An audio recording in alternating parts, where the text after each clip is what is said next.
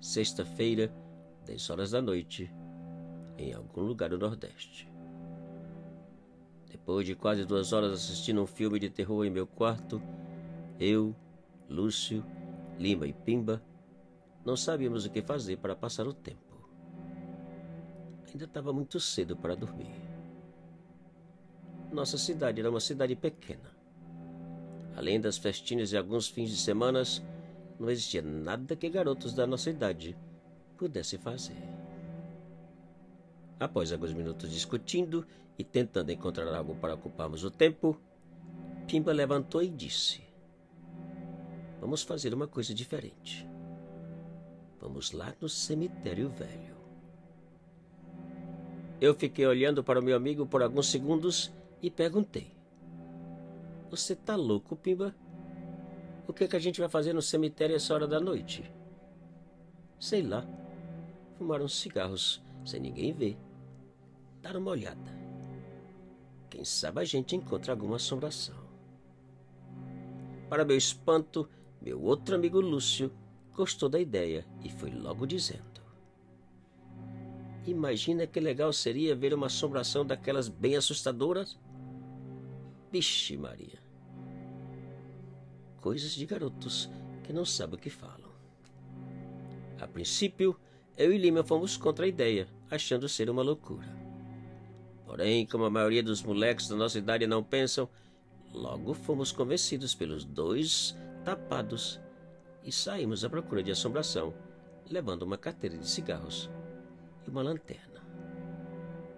O cemitério era velho e cheio de catacumbas e mausoléus datados de uma época longínqua, cujos defuntos certamente já foram esquecidos pelos parentes, dado o abandono e descuido do lugar.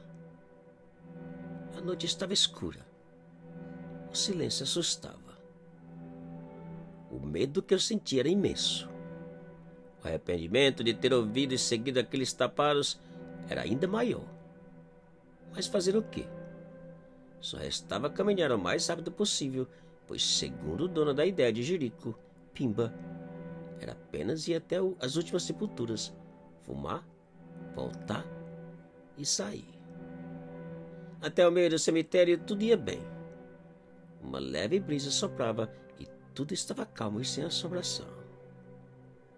E foi então que Pimba afastou do grupo e foi até um pequeno mausoléu, onde ficou, feito besta, parado e tentando abrir a porta sem nada dizer. Nós aproximamos e perguntamos o que fazia. E ele respondeu que não sabia explicar, que apenas sentia uma forte e estranha vontade de entrar naquele mausoléu. "Mas a porta está trancada", disse ele.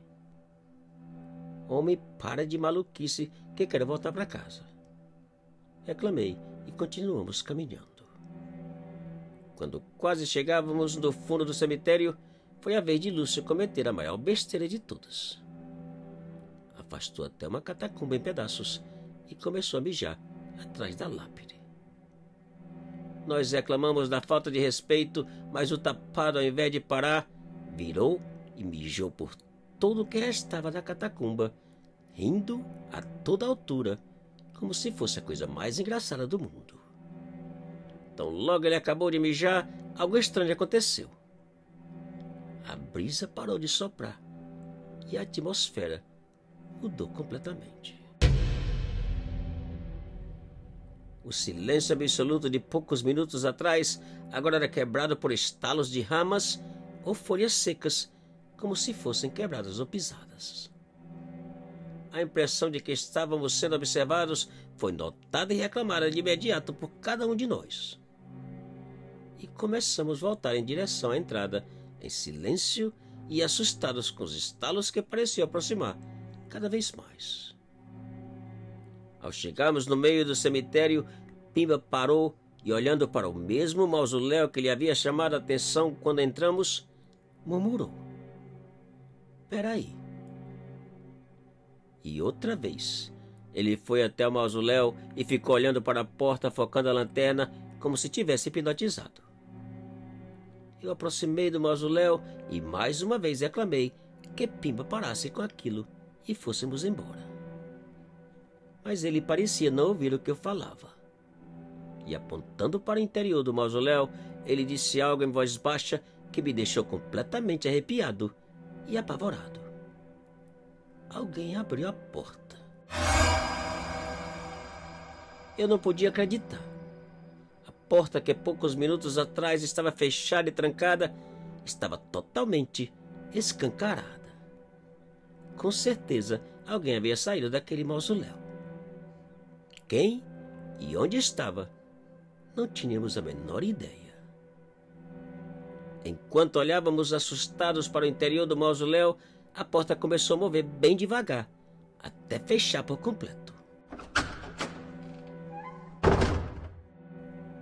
E no momento que a porta acabou de fechar, ouvimos algo inexplicável, horripilante e, acima de tudo, apavorante.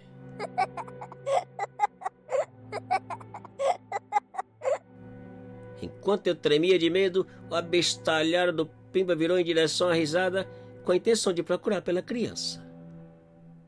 Gritando que meu amigo parasse com aquela estupidez, pois não era uma criança, e sim uma assombração, lhe agarrei pelo braço com toda a força que tinha e saímos rumo a Lúcio e Lima, que já corriam para a saída. A criança, no entanto, continuou rindo e nos seguindo.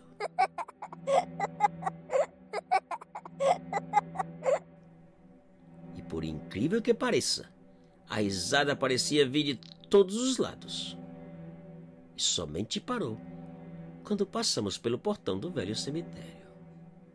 E tudo acabou. Naquela mesma noite, Lúcio foi levado ao hospital local, onde permaneceu por 2 dias com uma estranha e inexplicável dor na virilha.